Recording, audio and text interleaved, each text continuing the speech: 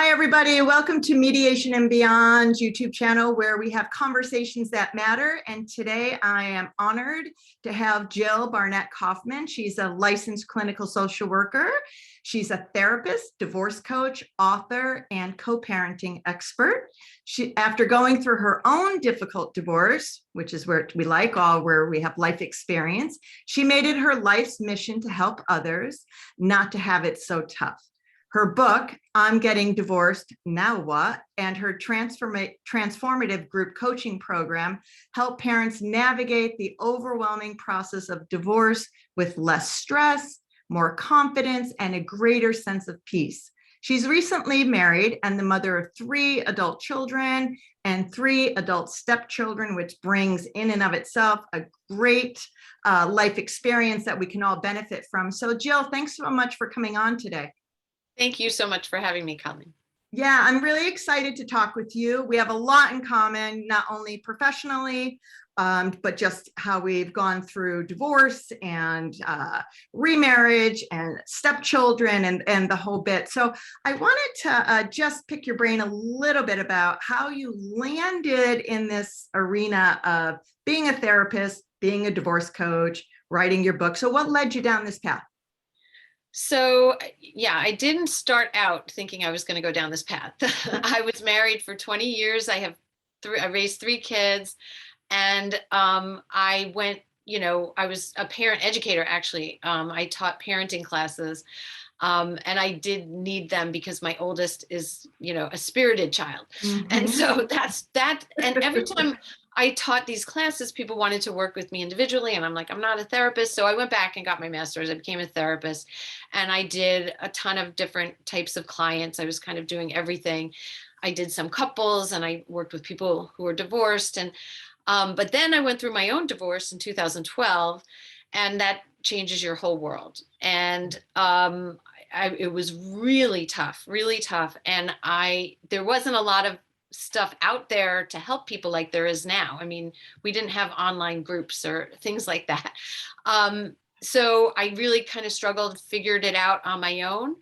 And after that, I decided to only work with people going through divorce as a therapist, but I'm only licensed in New Jersey. So I felt like, I wanted to be doing this on a wider scale, and coaching is obviously very different. And so I decided, I was going to work as a coach and also help people with parenting. And then I kept doing the same thing over and over again. So I put it into my book. It's like a workbook book. And I have a Facebook group that's free that people can join, where people support each other. And I wish, I had all this support when I was going through it. And that's what I just try to give people, is support and help. Also through my group coaching program. So let's talk a little bit about the book, I'm Getting Divorced, Now What? So what are some of the areas in which you find people need support? Like, what are some of the main areas people that you've been through it yourself, and with everyone kind of like coming to you get to see like where most people get stuck the most? Like you know what I'm saying? Where you find that out? What do you see? Yeah. Well, I think the emotional piece is what I start with in the book, and just how much loss there is with divorce. And people don't realize that, if you lose someone, a parent or someone in your life, the whole community surrounds you, and they bring you food, and they send cards, and they, come by, and they're just so supportive and wonderful. Usually when you lose someone, when you get divorced, people don't know what to say. Some people don't even talk about it. They may not even look at you, or make you just feel like you're so isolated, and there's so much shame. And it's just not an easy process emotionally compared to any other loss. And the amount of losses that people are experiencing are huge. You're not only experiencing the loss of the person that you're divorcing. Yeah. You may be experiencing the loss of family, like in-laws, the loss of some friends. There's definitely time with your children that you're losing, the status in the community. There's so many losses, maybe your home, so there's just an incredible amount of things that you're losing that nobody really understands. So I kind of go through that in the book on how to deal with that grief. But meanwhile, you're grieving, you have to think clearly and make decisions that are going to impact the rest of your life. Yeah. So that's two things that are like very hard to do together. I remember I wasn't eating, wasn't sleeping. I felt so guilty about what was happening to my kids. I lost two sizes and people thought I was sick. Like when I would go into work, my clothes were hanging off me and people were asking me, are you feeling okay? Because I wasn't telling anybody at that point. Yeah. And I just remember like, I hired my attorney and I just, didn't know what to do, but I tried to start doing it and listen to my attorney. And, attorneys are great, but they don't always know the best thing for you to do on an emotional level. And so I ended up spending a significant amount of money on my attorney. We were adversaries and we almost ended up in court. And that was really horrible. But I figured it out after like 8 months of doing this and knowing my ex and knowing the situation. I figured out how not to go to court.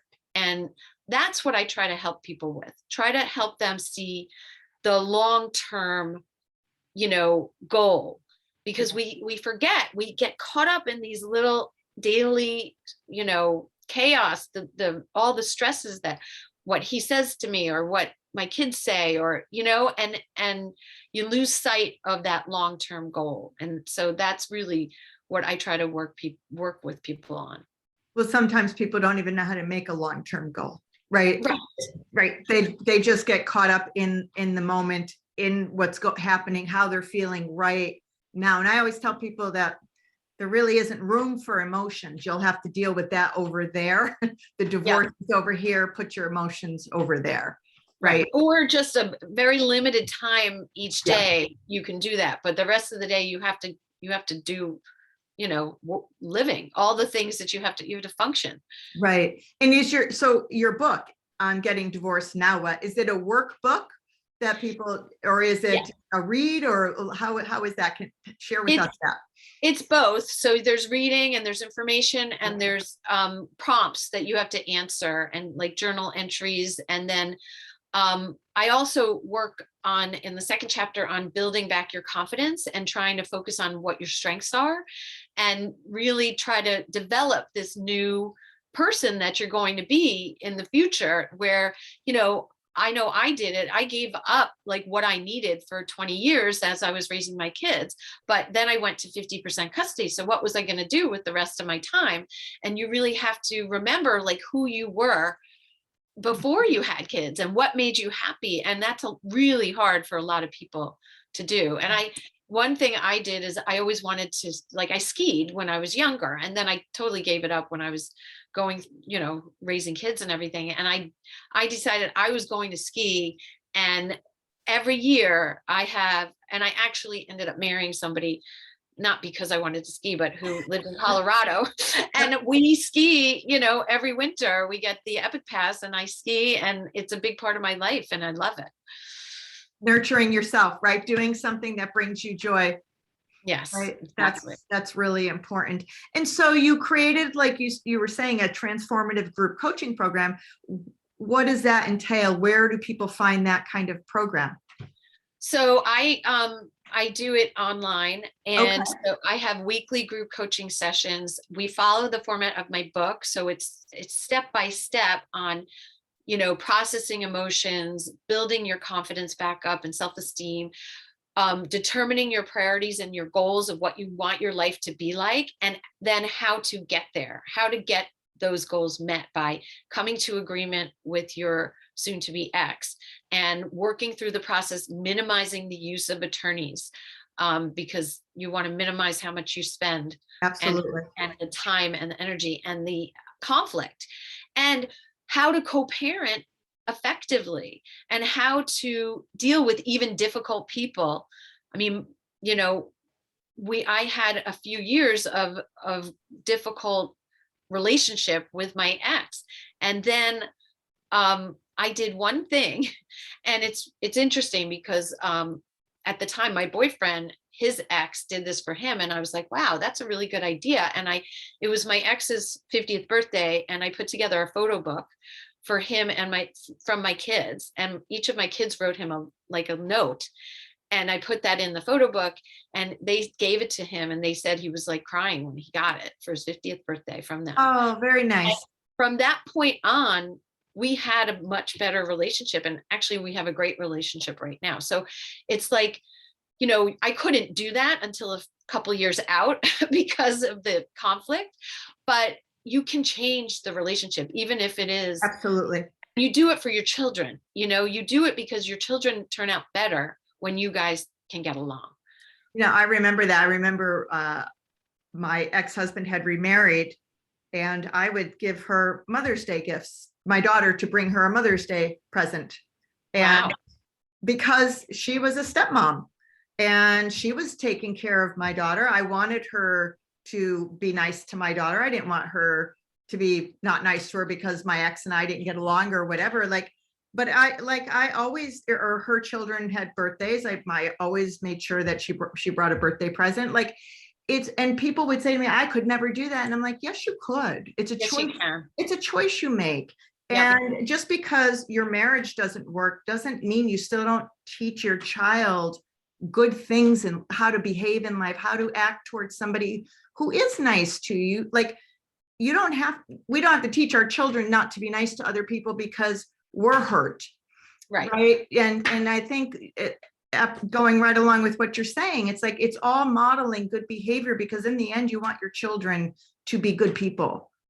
And you want your children to be healthy and happy people. Yes.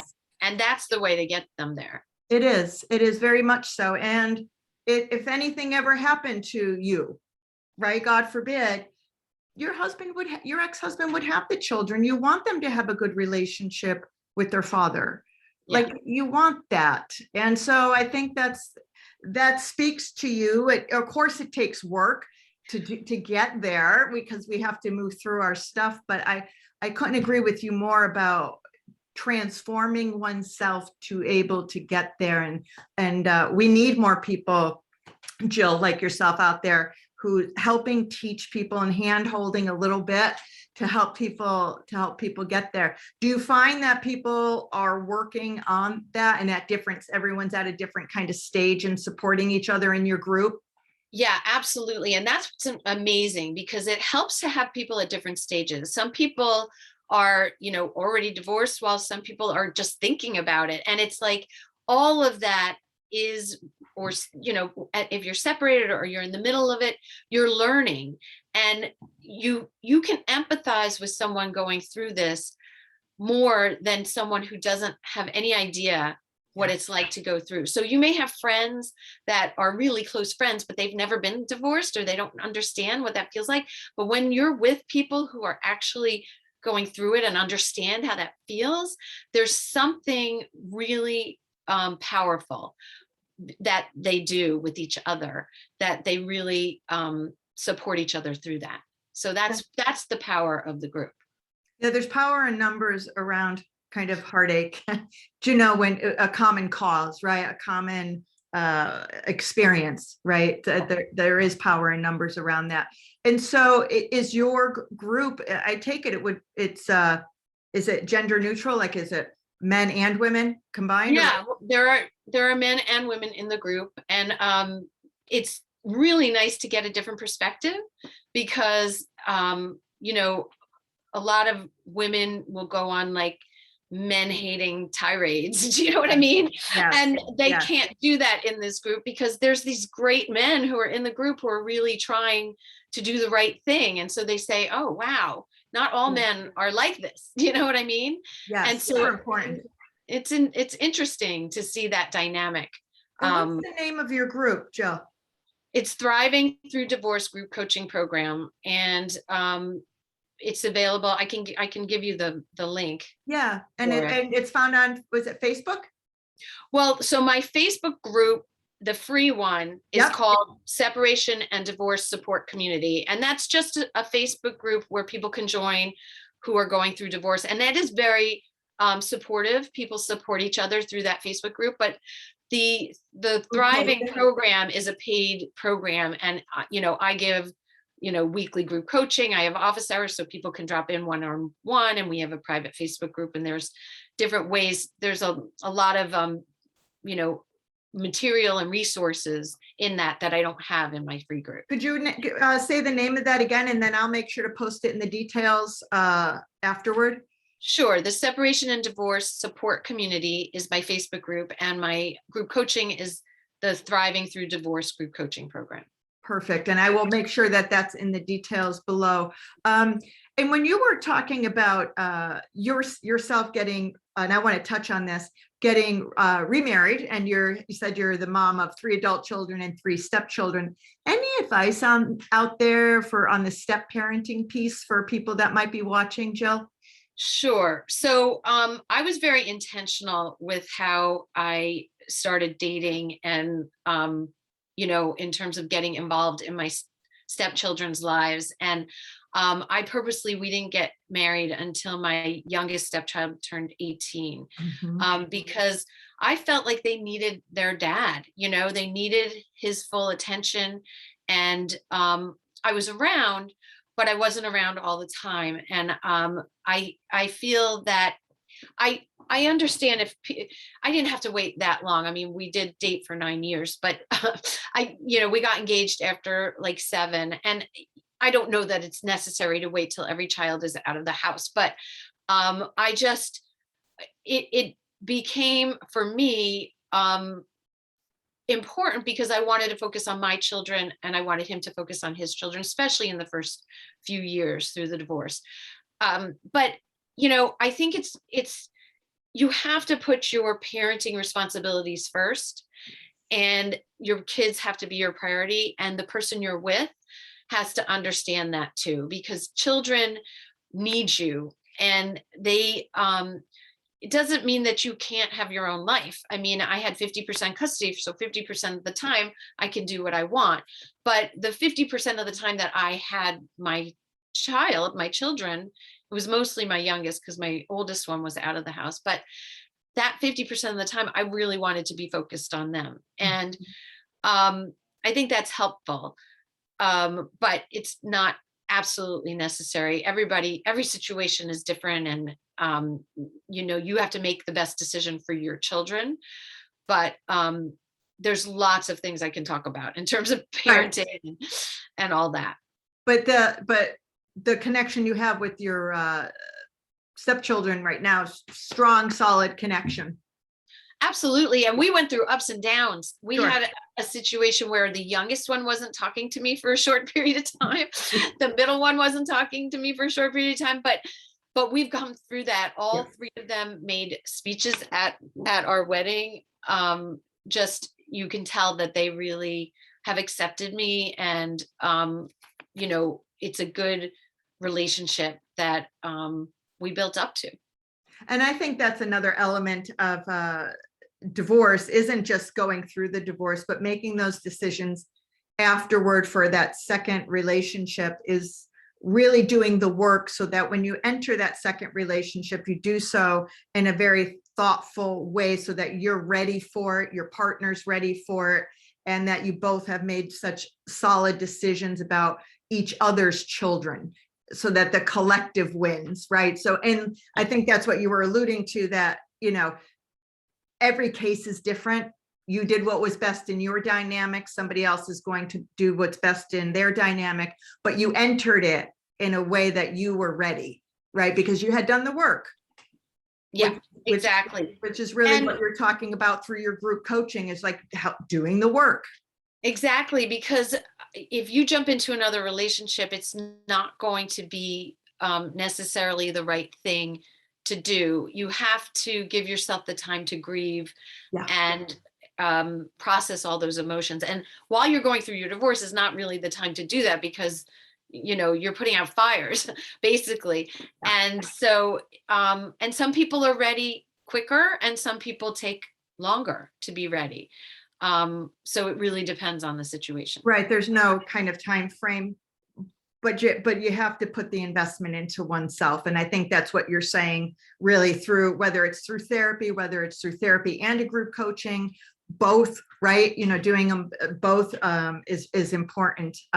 So if you had to leave one solid piece of advice for somebody just sitting back, watching this, who's kind of thinking about getting started about divorce, they're watching this in the quiet of the night on YouTube, what piece of advice would you give them, Jill?